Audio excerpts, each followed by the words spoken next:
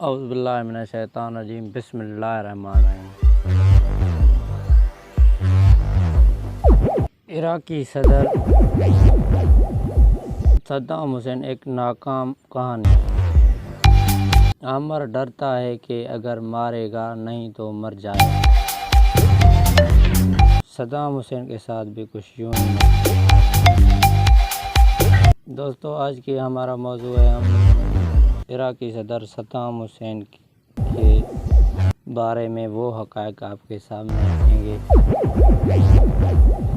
جو میڈیا پر نہیں لائے جاتے۔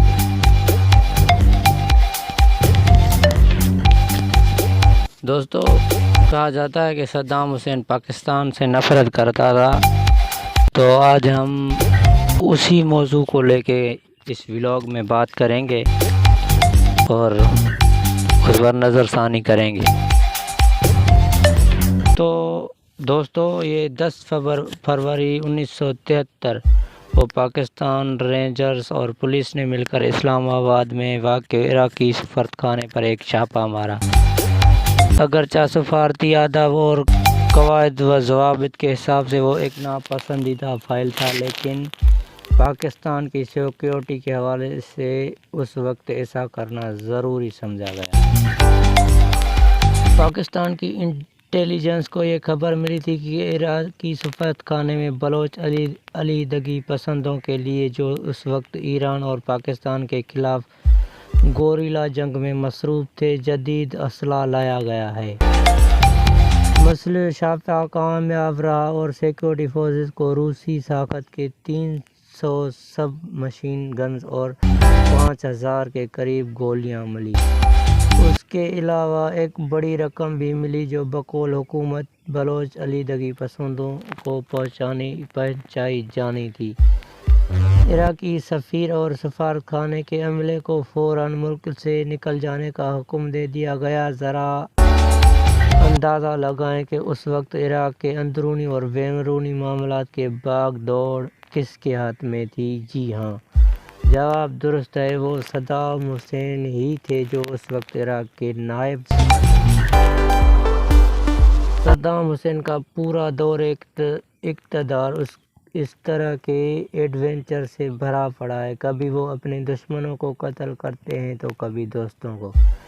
اگر آج کرد ان کا نشانہ ہے تو کل ایرانی اور اس کے اگلے دن کوئی اور۔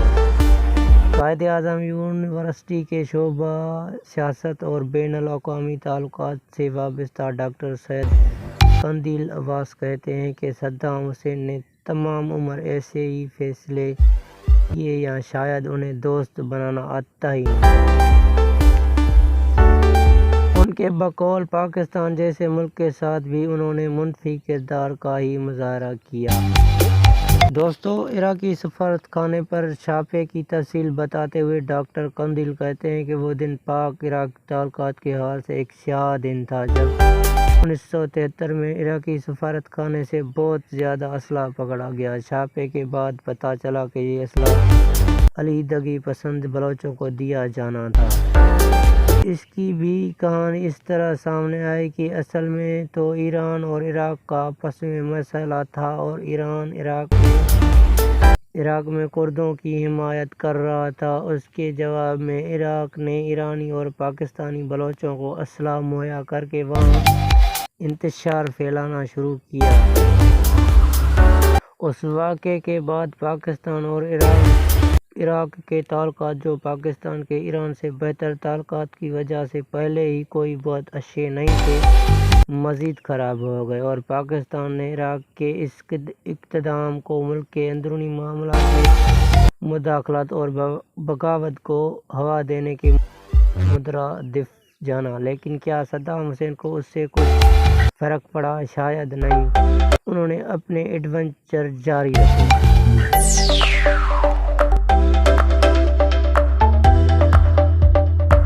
تکریت سے بغداد تک۔ صدام حسین 28 اپریل 1937 کو بغداد سے 140 کلومیٹر شمال مغرب میں واقع شہر تکریت کے نزدیک ایک گاؤں میں پیدا ہوئے۔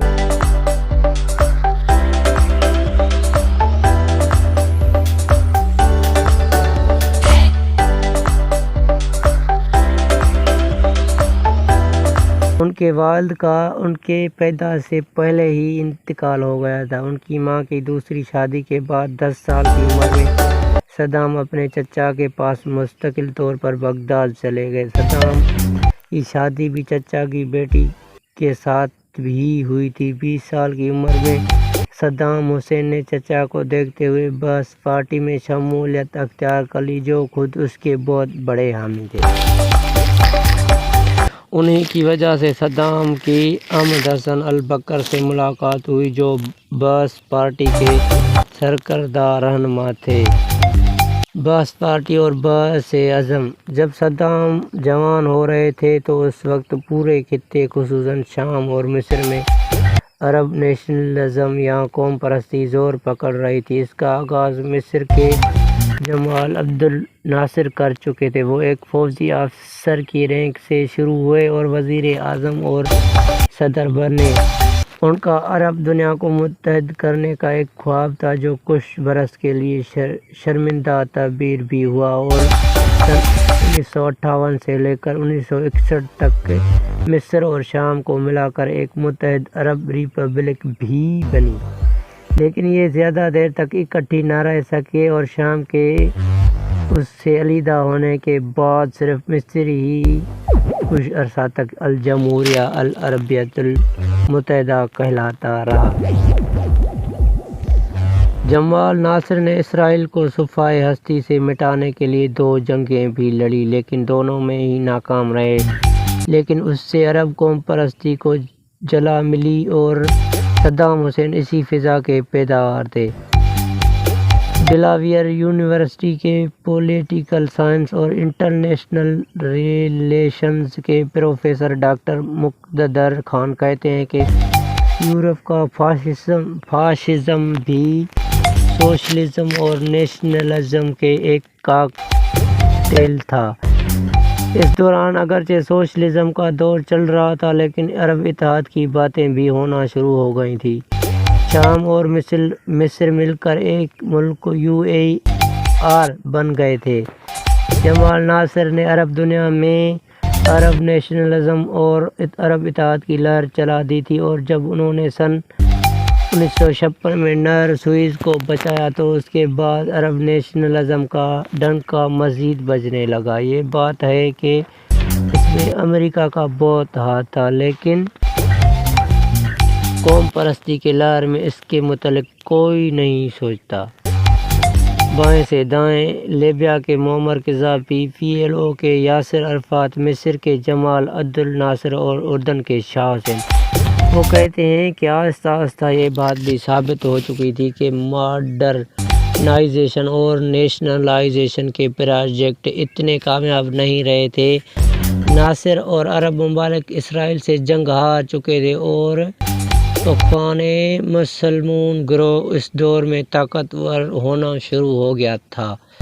اس لیے عرب دنیا کی سوشلسٹ سیکولرسٹ اس سے ڈر کے فوجی آمریت کی طرف راغب ہو گئی تھی۔ ڈاکٹر قندیل عباس کہتے ہیں کہ جب کوئی تحریک بنتی ہے تو اس کے کچھ آئیڈیالوگز یا نظریہ ساز ہوتے ہیں، لیڈر ہوتے ہیں۔ ان کے متعلق کہا جاتا ہے کہ انہیں بیوروکریٹک ہونا چاہیے، نہ ہی ڈیموکریٹک، بلکہ ان کی شخصیت کرشماتی ہونی چاہیے۔ صدام اور ان سے پہلے لوگوں نے ایک آئیڈیا تو لیا، لیکن سب نے مختلف طریقے سے اس کی تشریح کی۔ اس لیے جو بعث اعظم ہمیں عراق میں نظر آتا ہے وہ شام کے بعث اعظم سے بڑا مختلف ہے۔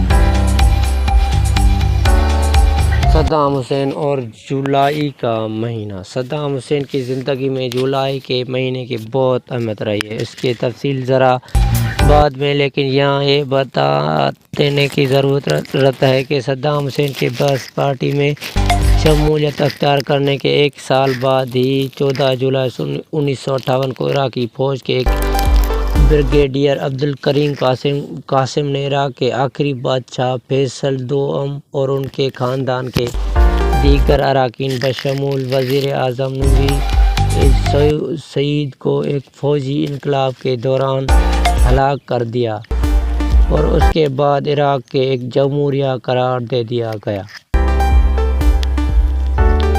قاسم جو بعد میں میجر جنرل کے عہدے تک پہنچے اور ان کے ساتھیوں کے اختلافات اس وقت سامنے آئے جب انہوں نے جمال ناصر کی بنائی ہوئی UAR میں شمولیت سے انکار کیا، اگرچہ انہوں نے بعد میں UAR کی حمایت کرنے والی عراقی باعث پارٹی کے 16 اراکین کو اپنے کابینہ میں رکھا، لیکن پارٹی پھر بھی انہیں معاف نہ کر سکی اور ان کے قتل کا منصوبہ بنایا گیا۔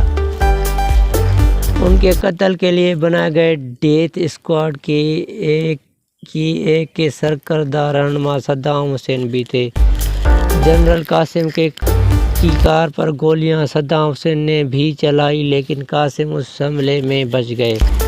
صدام حسین کچھ دوسرے افراد کے ساتھ شام فرار ہو گئے، جو کہ بعث نظریے کا گڑھ سمجھا جاتا تھا۔ تاہم 1963 میں بعث پارٹی کے حامی فوجیوں نے قاسم کا تختہ الٹا اور اقتدار پر قبضہ کر لیا، اور اس میں صدام شامل نہیں تھے کیونکہ وہ تو شام کے بعد مصر میں رہ رہے تھے۔ صدام کو پتہ ضرور تھا کہ وہ واپس عراق جانے پر نئے حکمران ابو سلام عارف انہیں قاسم کے قتل کی سازش میں موت کی سزا نہیں دیں گے، کیونکہ وہ بھی تو انہیں ہٹا کر ہی آئے تھے، لیکن انہیں یہ بھی پتہ تھا کہ وہ گرفتار ضرور کیے جائیں گے، اور یہی ہوا۔ صدام کو 2 سال کی سزا سنائی گئی، لیکن شاطر اور چلاک صدام جیل سے بھی فرار ہو گئے۔ 1976 کے اس فائل فوٹو میں عراقی صدر احمد حسن البکر اور نائب صدر صدام حسین BBC کے ایک رپورٹ کے مطابق 1963 کے انقلاب کو امریکہ کی حمایت بھی حاصل تھی، کیونکہ امریکہ چاہتا تھا کہ کمیونسٹ نظریات والے حکومت کا خاتمہ کر کے ایک ایسی حکومت کو لایا جائے جو امریکہ کی حامی ہو۔ اپریل 1966 میں ابو سلام عارف جنوبی عراق میں طیارے کے ایک حادثے میں ہلاک ہو گئے، اور ان کے جگہ ان کے بھائی عبد الرحمان عارف کو عراق کا صدر بنا دیا گیا۔ جولائی 1968 میں احمد حسن البکر نے عبد الرحمان کا تختہ الٹا اور خود اقتدار سنبھال لیا۔ اس انقلاب میں صدام بھی شامل تھے، اگرچہ اس میں کوئی قتل و غارت نہیں ہوئی۔ تاہم کہا جاتا ہے کہ صدام حسین کن پٹی پر پستول رکھ کر وزیر اعظم نائف کو طیارے تک لائے اور ملک سے باہر جانے کو کہا۔ تاہم عبد الرحمان کو لندن جانے دیا گیا۔ یہ انقلاب بھی جولائی میں ہی لایا گیا، اور اسی میں بعث پارٹی پوری طرح اقتدار میں آئی، جس میں صدام پہلے مرتبہ عراق کے نائب صدر بعث انقلابی کمانڈ کونسل کے ڈپٹی چیئرمین بن گئے۔ اگرچہ البکر صدر تھے، لیکن پارٹی اور ملک کے معاملات میں زیادہ عمل دخل صدام حسین کا ہی سمجھا جاتا تھا، اور اسی دوران وہ ایسی خفیہ فورسز بھی تشکیل دے رہے تھے جس نے بعد میں ان کے اقتدار کی طوالت میں اہم کردار ادا کیا اور ان کے مخالفوں کو بے دردی سے ختم کیا۔ صدام حسین 11 سال نائب صدر رہے۔ صدام اور صدارت 1979 میں اس تحریک میں پھر تیزی آئی کہ شام اور عراق کو ایک ملک بنا دیا جائے، جو کہ شام کے بعث پارٹی کا ایک نظریہ بھی تھا۔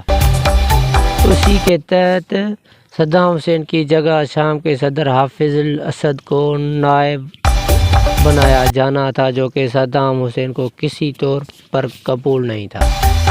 انہوں نے 16 جولائی 1979 کو عمر رسیدہ البکر کو استعفیٰ دینے پر مجبور کیا اور عراق کے صدر بن گئے۔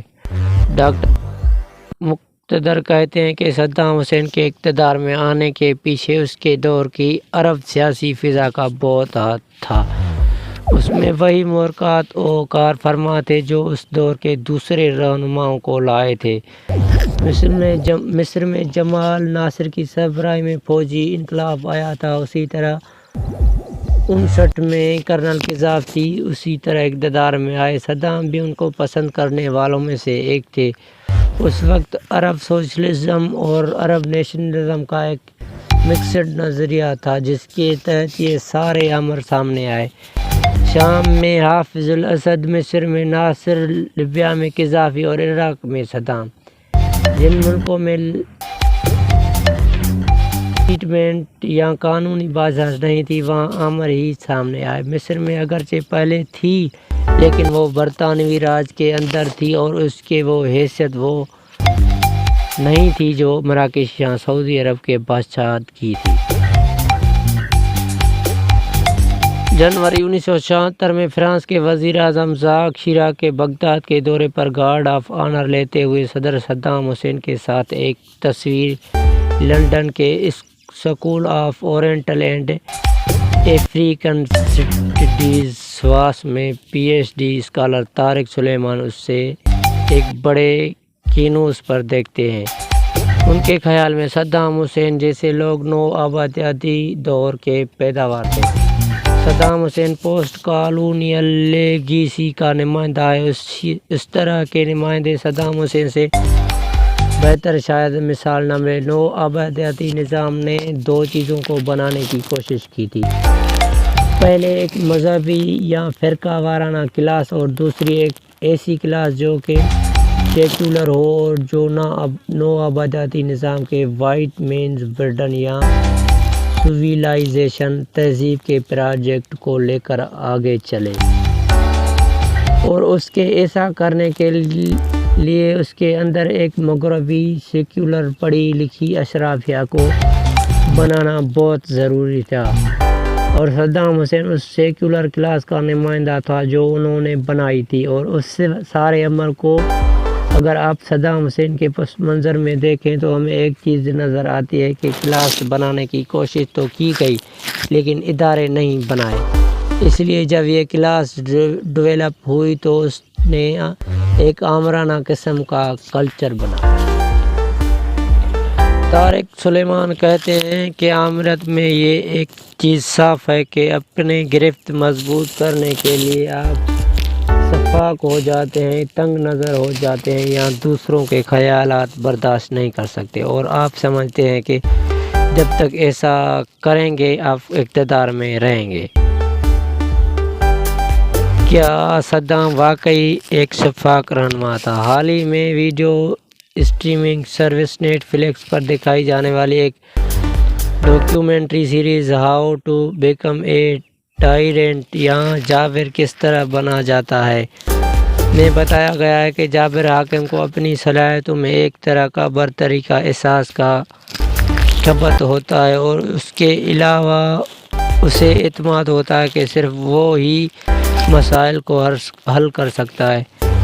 جابر حاکم ہمیشہ مطلق یا مکمل طاقت چاہتا ہے جس میں صرف اس کے پاس جزا اور سزا کے اختیار ہو۔ ڈاکٹر مقتدر اسے فرعونیت سے تعبیر کرتے ہیں۔ وہ کہتے ہیں کہ صدام حسین اپنے آپ کو انتہائی طاقتور اور عقل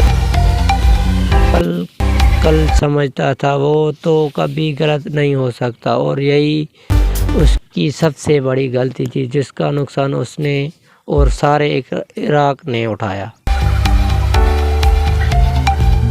ہلا بجا پر کیے جانے والے کیمیائی حملے میں ہلاک ہونے والوں کی تصاویر ہر عامر کو یہ بھی لگتا ہے کہ وہ اقتدار سنبھالتے ہی اپنے نام کا سکہ جمائے اور لوگوں کو کی دلوں میں خوف بھر دے۔ اس کا عملی مظاہرہ صدام حسین نے صدر بننے کے فوراً بعد 22 جولائی 1979 کو کیا۔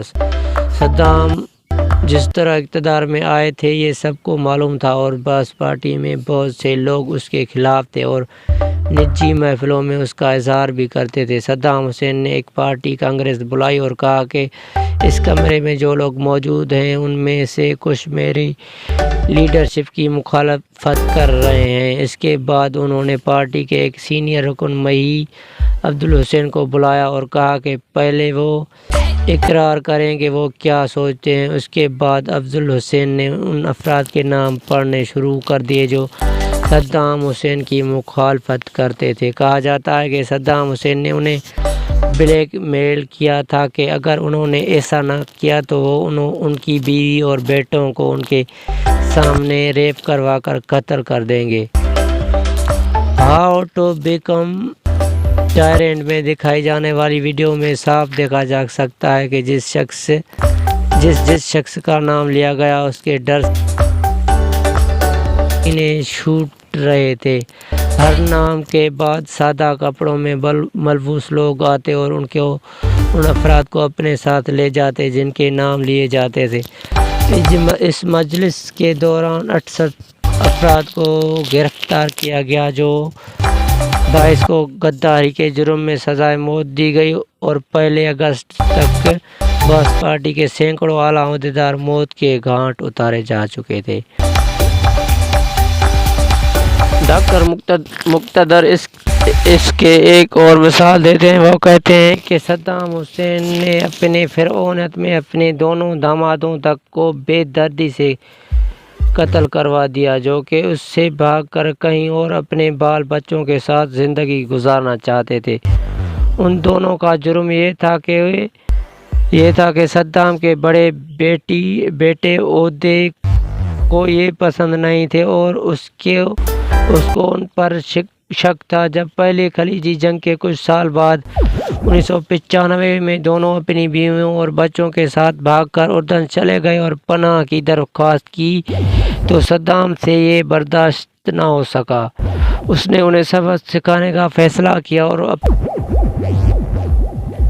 بیٹیوں کو فون کر کے اور درمیان میں لوگ کو ڈال کر انہیں یقین دلایا کہ سب واپس آ جائیں، انہیں کچھ نہیں کہا جائے گا اور معاف کر دیا جائے گا۔ 6 ماہ اردن میں رہنے کے بعد پورا خاندان واپس عراق میں آ گیا۔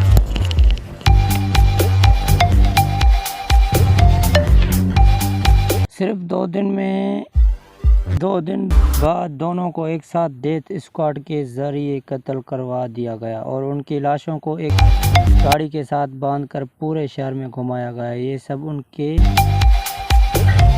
لیے پیغام تھا جو سمجھتے تھے کہ صدام حسین کمزور ہو گئے ہیں۔ صدام حسین کل 24 سال عراق کے صدر رہے اور اتنے لمبے عرصے تک اپنے اقتدار کو قائم رکھنے کے لیے انہوں نے کسی بھی ایسے حربے سے پرہیز نہیں کیا جس نے نہ صرف ان کے مخالف صفحہ ہستی سے مٹ جائیں بلکہ مستقبل میں ایسا سوچنے والوں کے دل میں شدید ڈر پیدا ہو جائے اور وہ انجام سے لڑ جائیں۔ اس کے ایک اور مثال سابق عراقی وزیر اعظم عبدالرزاق سعید النائف کی ہے۔ جب ان کو 1959 میں ان کی حکومت کا خاتمہ الٹا کیا گیا تو وہ بھاگ کر لندن چلے گئے تھے۔ صدام نے قاتلوں کا ایک گروہ انہیں مارنے کے لیے لندن بھیجا۔ ان پر گولیاں چلائی گئی جس میں وہ تو بچ گئے لیکن ان کی بیوی زخمی ہو گئی، پر صدام حسین نے انہیں مارے بغیر دم نہیں لیا اور 19 جولائی 1978 کو لندن کے پارک لین کے علاقے میں انہیں گولی مار کر قتل کر دیا گیا۔